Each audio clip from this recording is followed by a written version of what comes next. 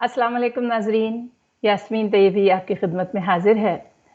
आज का जो मेरा मौज़ू है, वो है उन सिटिज़न के बारे में जो कि ओवरसीज़ रहते हैं, यानी कैनेडियन सिटिज़न्स जो ओवरसीज़ हैं और कनाडा में नहीं रह रहे हैं। अक्सर औक़ात ऐसा होता है कि कभी-कभार जो पेरेंट्स इमिग्रेशन लेकर, पीआर कार्ड लेकर वो चले जाते हैं ओवरसीज़, अपना सिटिज़नशिप भी लेकर अपना ओवरसीज़ चले जाते हैं और फिर उनके जब बच्चे बड़े होते हैं, तो शादी वग़ैरह होती है, उनका दिल चाहता है कि फिर वो दोबारा से कनाडा में एस्टैब्लिश हों। तो इस सिलसिले में मेरे पास काफ़ी क्वेरीज़ आई हैं और आती रहती हैं और ऐसे मैं केसेस कर भी रही हूँ और माज़ी में भी मैंने कामयाबी से इस तरह के केसेस काफ़ी किए हैं। तो ये जो सिटिज़न्स अब्रॉड का जो है कैटेगरी, इसका इमिग्रेशन की तरफ से ऑफ़ कोर्स इजाज़त है। सेक्शन 132 के हिसाब से कैनेडियन सिटिज़न्स जो ओवरसीज़ रह रहे हैं और कनाडा में नहीं हैं, वो अपने साथी को, वाइफ़ को, कॉमन लॉ पार्टनर को स्पॉन्सर कर सकते हैं कनाडा के लिए स्पॉन्सरशिप के लिए, ठीक है? तो ये जो इनका जो मेन जो फ़ोकस है, वो है कि आगे के इरादा क्या है इनका। सबसे ज़्यादा जो देखा जाता है इमिग्रेशन ऑफ़िसर की नज़र से वो ये है कि उनके मुस्तक़बिल के हालात क्या हैं। तो ज़्यादा मुस्तक़बिल पर नज़र होती है क्योंकि ज़ाहिर है अगर कोई मिसाल के तौर पर एक मैंने केस किया था, वो बच्चा 15 साल की उम्र का था जब वो उसके पेरेंट्स उसको वापस ले गए, उसके पास कैनेडियन पासपोर्ट था, तो वो कैनेडियन सिटिज़न है। फिर वो 10 साल के बाद उसने शादी की और अब उसकी बीवी और फिर बच्चे भी हुए, तो अब उनका दिल चाह रहा है कि अब वो कनाडा में वापस आएँ, अपनी बीवी को स्पॉन्सर करके। तो उसके लिए ज़रूरी ये है कि जो भी एप्लीकेंट है, यानी जिसको स्पॉन्सर किया जा रहा है, उनकी उनकी तरफ से उनका क्या बयान है, उनका जो स्टेटमेंट लगता है और उसके अलावा उनकी जो सपोर्टिंग डॉक्यूमेंटेशन होती है, वो बहुत अहम है। क्योंकि इमिग्रेशन कनाडा को थोड़ा-सा ये चाहिए कि बेसिकली उनके इरादे क्या हैं आगे के, फ्यूचर के प्लान क्या हैं।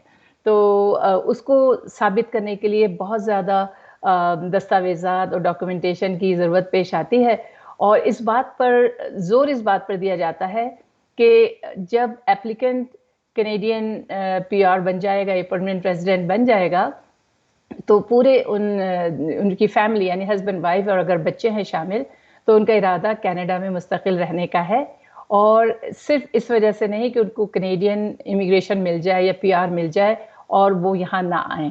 तो साबित करने का जो मेन फ़ोकस होता है, वो यही होता है कि उनका इरादा मुस्तक़बिल में फैमिली को अपने कनाडा में बसाने का है, यहाँ घर बनाने का है। तो उसी के हिसाब से जैसे-जैसे सिचुएशन होती है, उसी के हिसाब से हम लोग डॉक्यूमेंटेशन साथ लगाते हैं, ठीक है? और इसका रीज़न ये नहीं है कि जो उनका ज़ाहिर है अगर कोई 15 साल की उम्र से बच्चा गया हुआ है या 20 साल की उम्र से या जो भी उसकी उम्र है, हो सकता है उसने टैक्स फाइल नहीं किए हो कनाडा में, राइट? तो इससे कोई रुकावट नहीं है। आपको मज़ीद प्रूफ्स लगाने होंगे कि किस वजह से इमिग्रेशन कनाडा आपकी बात को समझे कि हाँ, आप वाक़ई आपका मुस्तक़बिल में इरादा अपने बीवी, बच्चों या शौहर, बच्चों के साथ कनाडा में रिहाइश का है, मुस्तकिल तौर पर, ठीक है? तो अभी सवाल ये पैदा होता है कि कौन-कौन से डॉक्यूमेंट्स हम लोग लगा सकते हैं। उस सिलसिले में डॉक्यूमेंट्स की चेकलिस्ट जो होती है, कोई ख़ास तो नहीं है, लेकिन अहम क्या बात है कि आपका ये इरादा कि आप कनाडा में कैसे यहाँ पर मुस्तकिल रिहाइश का बंदोबस्त कर रहे हैं, ठीक है? तो इस सिलसिले में जो मेरे क्लाइंट्स हैं मैं उनको ये मशवरा देती हूँ कि आप जो यहाँ पे रियल एस्टेट एजेंट्स हैं, उनके साथ आपके जो ईमेल से या चैट के ज़रिए जो भी बातचीत चल रही है घर लेने के बारे में या अपार्टमेंट लेने के बारे में या अपार्टमेंट या घर लीज़ करने के बारे में या रेंट करने के बारे में, तो वो एक्सचेंजेस जो हैं वो काफ़ी काम आती हैं। दूसरी चीज़ ये है कि अगर आपने यहाँ पर आपका ऑलरेडी कोई बैंक अकाउंट वग़ैरह नहीं है, तो आप बैंक अकाउंट वग़ैरह अपना अगर है और डोरमेंट पड़ा हुआ है, तो उसको आप एक्टिव करें और उसमें ट्रांज़ैक्शन करें। और सबसे अहम जो है वो ये है कि आप एक कनाडा को रिसेंटली आपकी विज़िट जो है कनाडा की वो बहुत अहम है और ये बताने के लिए भी कि आप यहाँ पर आने के लिए जो ज़रूरी इक़दामात हैं वो कर रहे हैं और आप तमाम चीज़ें देख रहे हैं। मिसाल के तौर पर अगर जॉब ढूंढ रहे हैं तो जॉब के इनिशिएटिव्स वो तो आप चलो ईमेल के ज़रिए भी कर सकते हैं, और आप या आपके जो भी आपका हस्बैंड वाइफ या जो भी है वो सब लोग आप यहाँ पर जॉब देखने के लिए ईमेल के ज़रिए भी राब्ता कर सकते हैं जॉब अपॉर्चुनिटीज़ को पिक करने के लिए। ठीक है, ये भी अहम चीज़ है कि आप देख रहे हैं यहाँ पर। अगर आपका अपना बिजनेस है तो ओवरसीज बिजनेस है तो क्या आपने कोशिश की है कि उस बिजनेस के बारे में यहाँ पर भी कोई ब्रांच खोलने के लिए या कुछ, तो इस तरह की चीज़ें, ये ज़ाहिर है हर एक के हालात डिफरेंट होते हैं। एक क्लाइंट जब आता है उसके हालात डिफरेंट होते हैं, दूसरा आता है कुछ ना कुछ ट्विस्ट के साथ, हालात मुख्तलिफ होते हैं। लेकिन मेन पर्पस क्या है, मेन मकसद क्या है? मेन मकसद यही है कि आपका आगे कनाडा में रहने का जो मंसूबा है वो कैसा है, और वो ऐसा है कि हम इमिग्रेशन की जब एप्लीकेशन जाएगी तो उसमें हम तमाम आपके वो प्रूफ्स लगाएंगे, तो उससे भी फ़र्क पड़ता है। एक दो चीज़ें और ये है कि आप क्या यहाँ पर जो भी जिम्स होते हैं या सोशल क्लब्स हैं, इनमें आपने क्या कोई मेंबरशिप ली हुई है? अगर पहले थी तो क्या आपने उसको रिन्यू कराई हुई है या नहीं?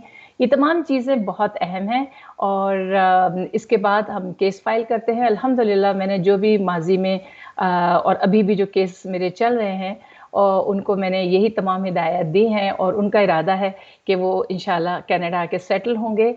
और असल बात ही यही है कि कनाडा आके आपके रहने का इरादा है कि नहीं।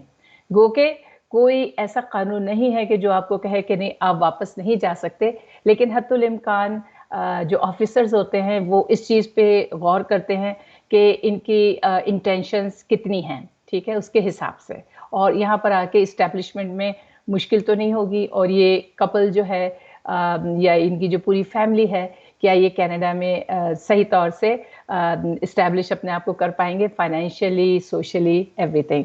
तो ये एक केस जो है, इसमें इस बहुत अहम किरदार जो है, जो एप्लीकेंट और स्पॉन्सर जो हैं उनकी टेस्टिमनी दोनों की लगती है। फिर अगर आपके रिश्तेदार हैं और चैट्स या फेसबुक की पोस्टिंग्स हैं जिसमें एक दूसरे को मुबारकबादी दी जा रही है, या अपना इरादा अगर आपने सब लोगों को ऑनलाइन बताया कि मैं मूव बैक कर रहा हूँ कनाडा में, तो ये सारी चीज़ें काम आती हैं, ठीक है, डिपेंडिंग ऑन योर सिचुएशन। तो ये मेरा आज का मुख्तसर सा टॉपिक था, लेकिन अगर इस सिलसिले में कोई आपके रिश्तेदार हैं या आपके कुछ लोगों के दोस्त अहबाब ओवरसीज़ हैं और वो कनेडियन सिटीज़न हैं, या उनके बच्चे और वो आना चाह रहे हैं और उनका इरादा है कि स्पॉन्सर करें अपने बीवी बच्चों को, तो ज़रूर मुझसे रब्ता कर सकते हैं info@canmsolutions.ca, या मेरी वेबसाइट है canmsolutions.ca। इसके अलावा 905-513-0012 पर भी रब्ता करके मुझसे इस बारे में मज़ीद मालूमात ली जा सकती हैं। तो ये तो आज का मुख्तसर सा टॉपिक था। एक और चीज़ के बारे में मैं बात करना चाहूँगी, और वो है सिटीज़नशिप। मेरे पास काफ़ी क्वेरीज सिटीज़नशिप के हवाले से भी आई हैं, और अक्सर लोग खुद करना चाहते हैं।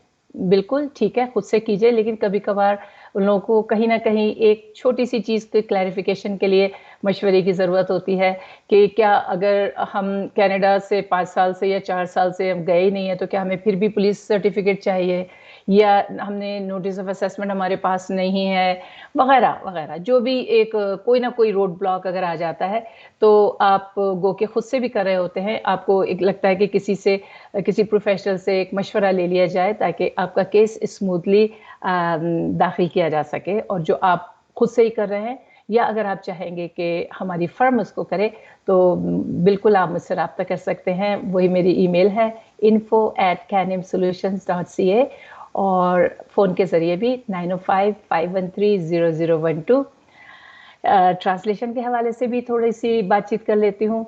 हमारे पास हर तरह के केसेस के लिए ट्रांसलेशन के प्रोजेक्ट्स आते रहते हैं, और मैं उर्दू से इंग्लिश सर्टिफाइड ट्रांसलेटर हूँ ATIO, स्टीबेक, ATIA के तहत। और बिल्कुल आप डायरेक्टली हमारी फर्म से डील कर रहे होते हैं, बीच में कोई एजेंट नहीं है या कोई और एजेंसी नहीं है, तो आपको रेट्स भी हम लोग माशाल्लाह से अच्छे देते हैं, और टर्न अराउंड टाइम भी जो है वो निस्बतन जल्दी होता है एजेंसीज़ के थ्रू। अगर आप कराएँगे तो ज़ाहिर है आपको टाइम लगेगा। तो अगर आप उस सिलसिले में भी चाहें तो चाहे निकाहनामा है या स्पाउसल स्पॉन्सरशिप की चैट्स हैं या जैसे मैरिज रजिस्ट्रेशन है, डिवोर्स डीड्स हैं, डिवोर्स सर्टिफिकेट है, खुलानामे हैं, वगैरह-वगैरह जो भी उर्दू के डॉक्यूमेंट्स हैं या उसके अलावा जो ज़मीन और जायदाद के मसाइल होते हैं सिविल कोर्ट्स में जो चल रहे हैं उनके हिसाब से भी वो भी हम तर्जुमा करते हैं जो कि बहुत ही आप कह लें कि नीश एक तरह से ट्रांसलेशन है और बहुत ही स्पेशलाइज्ड ट्रांसलेशन है। अल्हम्दुलिल्लाह वो भी हम लोग करते हैं और कामयाबी से करते आए हैं कई सालों से। तो इन तीनों चीज़ों की जिनके बारे में मैंने आज बात की है, वो आपका है नंबर 1 सिटिज़न्स अब्रॉड जो कैनेडियन सिटिज़न्स अब्रॉड रह रहे हैं, वो उनकी इमिग्रेशन के बारे में अगर आपको कोई सवाल है या सिटिज़नशिप के हवाले से या ट्रांसलेशन के हवाले से, आप तीनों के सिलसिले में आप मुझसे राब्ता कर सकते हैं info@canmsolutions.ca या मुझे फ़ोन कर सकते हैं 905-513-0012। अल्लाह हाफ़िज़। इंशाअल्लाह अगले हफ़्ते फिर मुलाकात होगी एक नए मौज़ू के साथ। बहुत-बहुत शुक्रिया। अस्सलाम वालेकुम व रहमतुल्लाहि व बरकातुहू।